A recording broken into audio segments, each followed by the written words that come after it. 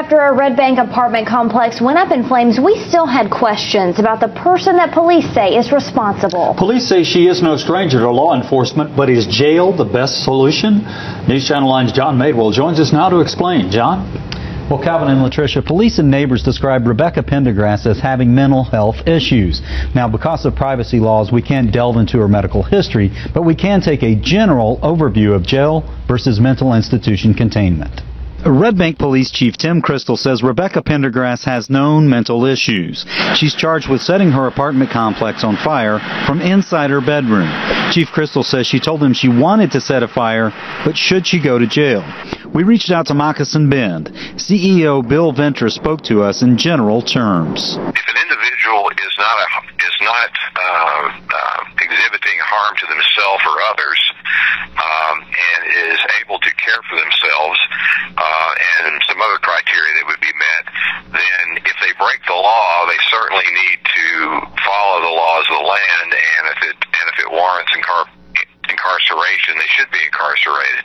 But Ventress stressed looking at each case individually. Here's what we know about Pendergrass. She lived alone in her apartment. According to the landlord, her mother and grandmother used to be in the two closest apartments, but both moved out. Now, we don't know when that happened or Pendergrass's specific mental diagnosis, but a check of court records doesn't show any appearances.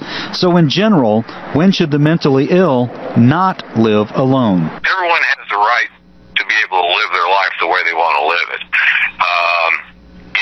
If over time an individual, let's say, has been admitted to the hospital 5 or 6, 7, 8 times, and they keep being readmitted for the same kinds of thing, which might be a combination of, let's say, substance abuse and their mental illness, which might warrant closer supervision. Now, there are organizations in place to deal with these potentially volatile situations, like Johnson Mental Health.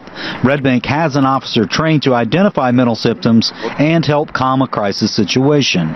On Wednesday night, she was not called out. Chief Christol says that's because there was no crisis event.